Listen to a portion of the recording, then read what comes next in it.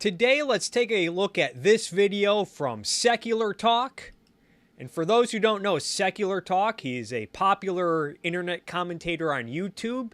Has 970,000 subscribers on YouTube, as you can see. This video was just put up the other day. Has almost 63,000 views. It's about how we're about to get some extreme weather. Some really hot weather in the future because of climate change.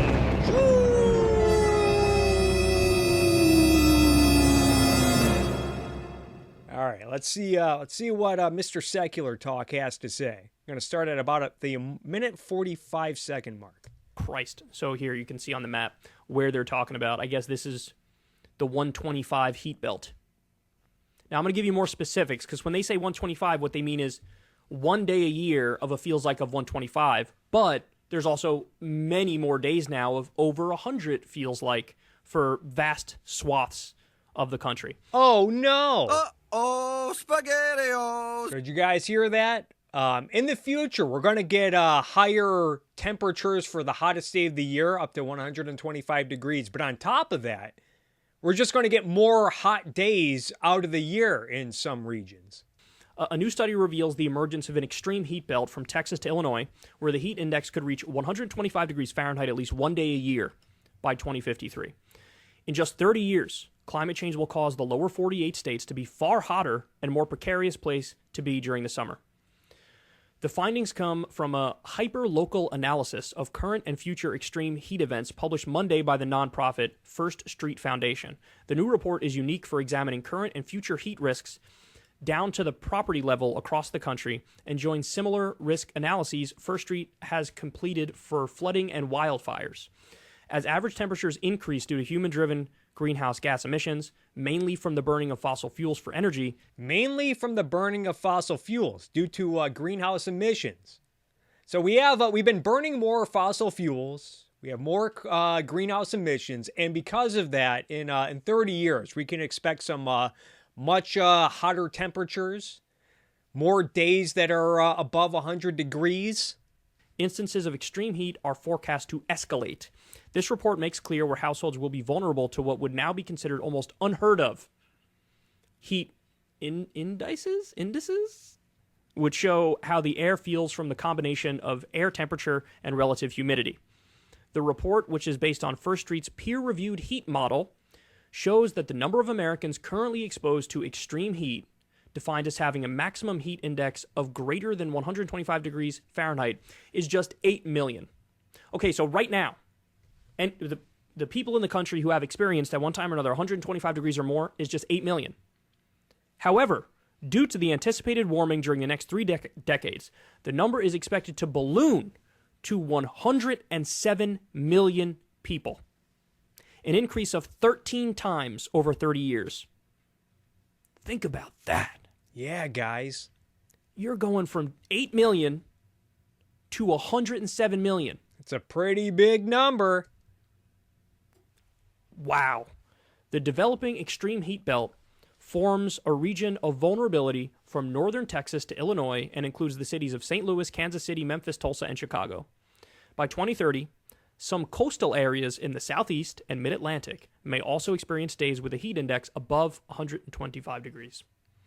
The report shows a country that will have to grapple with the effects of increased heat exposure nearly everywhere, though there will be distinctions based on geography. For example, the study finds that in 2053, the West will have the highest chance for long durations with local hot days, which are days that exceed the temperatures typically experienced for a particular area. All right, so this is the point they're making. Because of greenhouse emissions that are contributing to climate change, that in 30 years we can expect hotter weather in specific regions. Again, we will get more hot days in a given year. And here's why I'm skeptical about this. Let's take a look at what the EPA is saying. This is according to the EPA. As you can see, this is from the Environmental Protection Agency.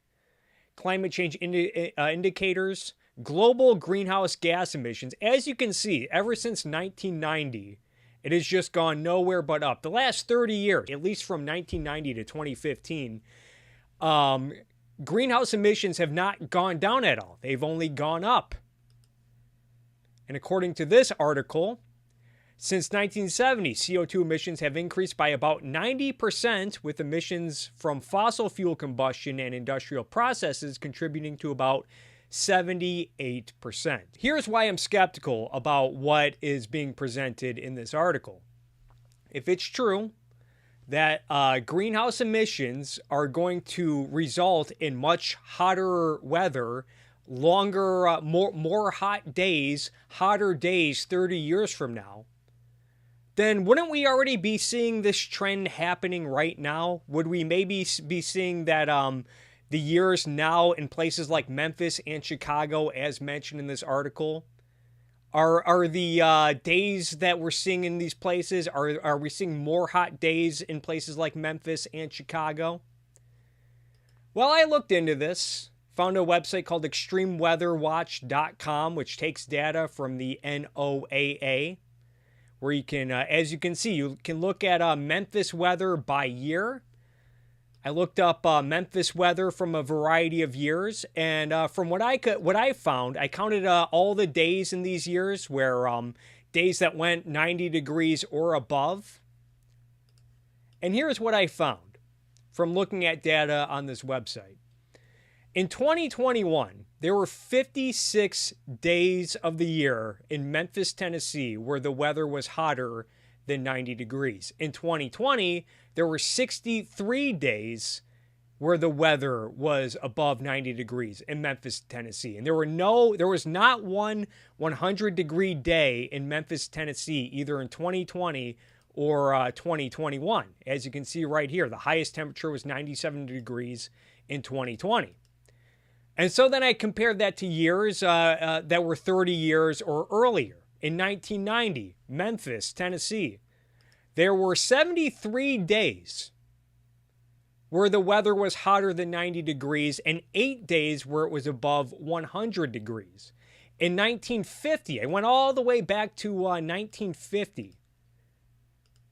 Looked at a few years from the 50s. But in 1950, there were 81 days where the weather in Memphis, Tennessee was 90 degrees or hotter, 4 days where it was 100 degrees or hotter. Now, this year in 2022, there have been 74 days out of the year where it's been 90 degrees or hotter. So you can say in some sense, depending on which year so this year, there are definitely more hot days in a place like Memphis, if we're counting 90 degrees or hotter as hot days. There's also been a few 100-degree days in the year 2022. But when you compare 1919 to 2020, there were fewer hot days in 2020 than there were in 1990. Whereas if we're to buy this notion that burning fossil fuels will significantly increase the number of hot days, you would think that we'd be seeing this trend more and more, and not to varying degrees. You see the same thing in Chicago. In 2021, there were 31 days of the year in Chicago, Illinois, where it was above 90 degrees. In 2017, there were only 17 days where the weather was hotter than 90 degrees. In 1991, there were 37 days in Chicago where the weather was 90 degrees or hotter, and there were 2 days where it reached 100.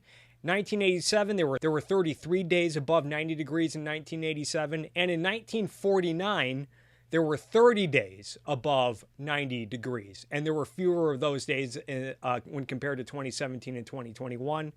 There were also fewer in 1950 and 1951, so it does seem to vary from year to year, but you would think if the First Street Foundation, which is the source that Axios is citing for this article that Kyle is reading, you would think if their assertion that burning more CO2 would result in a significant uptick in number of hot days in these regions, that we would already be seeing a trend like this right now. But what do I know? I'm not a scientist. Maybe in 30 years when it's 125 degrees in Chicago for a week straight, or when Memphis is getting 50 days of 100 plus degree weather, maybe then we'll look back at predictions from institutions like the First Street Foundation and think, wow, I guess we should have spent another $1 trillion on wind turbine subsidies and solar panels. Oops. Anyway, let's jump to 525. Sheds light on cooling demand driven by the increasingly hot conditions. By the way, AC should definitely be a right. Ah, you hear that? Air conditioning is now a human right. No offense, but it sounds like some fucking commie gobbledygook. Because I believe it's only heat that's viewed as a human right. But AC now, I mean, it strikes me, I don't see any way around it. Because now with all these various heat waves happening around the world, we've had instances of like over 1,000 people dying. Because some places and some regions around the world, they just don't have AC. A bunch of people just don't have AC. Yeah, and that's how you bring stuff like air conditioning units. That's how you bring them into existence. Just declare it a human right. Just declare it a human right. That's how you provide people with stuff. You just legislate it into existence. Now, consider that Kyle has become somewhat of a meme over the years because he gets really annoyed whenever people ask about how his beloved government programs, how the government would pay for his beloved new socialist programs like Medicare for All. He often mockingly asks, how are you going to pay for it? How you gonna pay for it? How you gonna pay for it? How you gonna pay for it? How you gonna pay for it? How you gonna pay for it? How you gonna pay for it? How you gonna pay for it? How you gonna pay? But when it comes to air conditioners, I'm over here wondering, how are you going to power an air conditioner? Because obviously, you cannot do it by burning fossil fuels because that might make the temperature hot in 30 years. Might ruin Kyle's round of golf during the summer. Who knows? You're going to power it by using wind turbines? What if the wind is not blowing hard enough to generate the electricity needed to power these air conditioning units that people suddenly have a right to? As we're already seeing, earlier this summer, ERCOT, Texas, was asking residents to maybe conserve their energy, maybe turn their thermostat down a little bit because the wind was not blowing hard enough. Oops. We're also seeing this in California, places like Los Angeles. Just last week, residents were asked to, conserve their energy and maybe turn down their thermostat a little bit so that we don't overload the grid. Oops. And as we know, secular talk and the rest of the Green New Deal dorks, they're not exactly champions of nuclear energy. And overall, this is one of the conundrums for the warmongers and the climate alarmists. The anti-fossil fuel crowd at large. Because by getting rid of fossil fuels, you make people more vulnerable to stuff like extreme heat, extreme cold, and natural disasters and droughts. So yeah, Kyle over here, he's not exactly wrong to say, yeah, people need more air conditioning so they're not vulnerable to extreme heat. And I'm over here thinking, yeah, you're right. But how are they going to power that air conditioner? What good are air conditioners? What good are these air conditioners that people have a human right to if you cannot power them? But then again, who needs to think this far ahead when you're someone like secular talk? Who needs to think this far ahead when you have altruism and good intentions? Because the temperature is normally, kind of mild in certain areas, but now with these heat waves hitting random places, I mean, there was a huge issue in, where was it, Seattle or Portland, where they had this long heat wave and some people died because of that. There was a heat wave that they were just talking about in the UK where over 1,000 people died, or at least other parts of Europe as well, I think. So this is serious stuff. The U.S. is already seeing the clear fingerprints of human-caused global warming on extreme heat events. Last month, for example, the country's nighttime lows were the warmest on record for any month.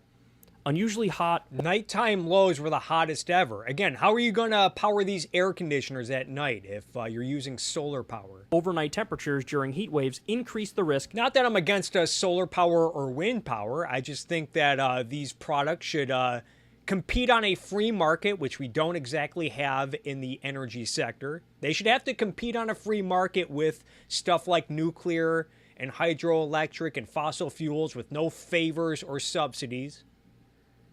Of course, the Inflation Reduction Act is making that a lot worse. To public health of heat-related illness. In addition, the number of warm temperature records outnumbered the cold temperature records by a ratio of nearly 8 to 1. But also with solar and wind, they need backup power because they are not exactly reliable. 8 to 1. So, I mean, look, we know what we're seeing here. It's not a mystery. And again, we have to start viewing climate change not as something, oh, this is going to happen at some, undetermined date in the future. No, it's happening right now. Yeah, it's happening now. We have years like 2020 and 2021 that are actually colder, have fewer hot days than they did 30 years ago, despite nothing but an increase in greenhouse gas emissions over the last 3 decades. But now we're being expected to believe that more CO2 emissions will make it even hotter. We're in the midst of it. It's full swing, man. And that Inflation Reduction Act, it has some decent provisions in it, right? Like, we all agree to that. But we're not talking anywhere near enough, dog. Yeah, not talking anywhere near enough. Or as I like to call it, the Wallet Reduction Act. And it did not take long for people to reframe the Inflation Reduction Act as a climate change bill, which I think is a more accurate description. Because if they really wanted to bring down consumer prices, they really wanted to bring those consumer prices back down, they could do so by deregulating, especially in the energy sector, and allowing the building of more coal power plants and natural gas power plants and pipelines and refineries, more drilling, more fracking. I bet that would bring a lot of consumer prices back down.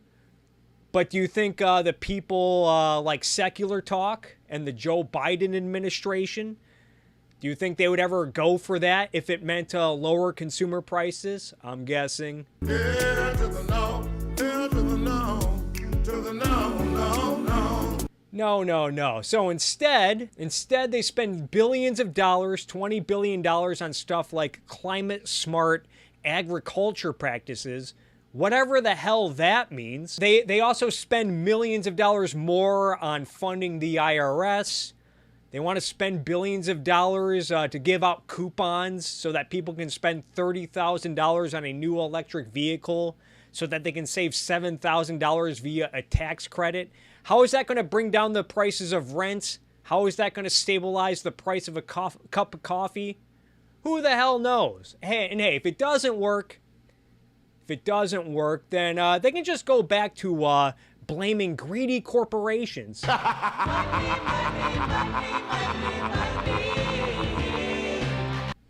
mean, we are nowhere near enough. Because this is a crisis that's coming on to us very rapidly. And we're largely unprepared. And if we're keeping it 100% real here... 100% real. He's about to get 100% real.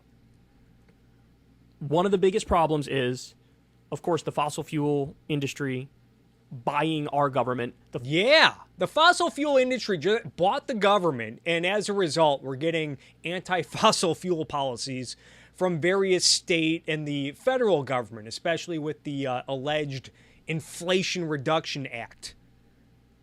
But the government's bought by the fossil fuel industry, apparently. Fossil fuel industry buying governments all around the world. All around the world.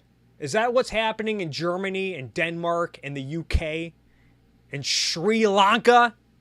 Huh? Sure, so that they get their way. And also just the incentive structure of capitalism. Yeah. You know, the idea of maximizing profit being the main thing that you're... See, what did I tell you guys? Isn't it convenient how it always comes back, always comes around to wanting to destroy capitalism? You guys want to save the world from climate change? I guess the only way to do it is to give politicians more power and control over the economy.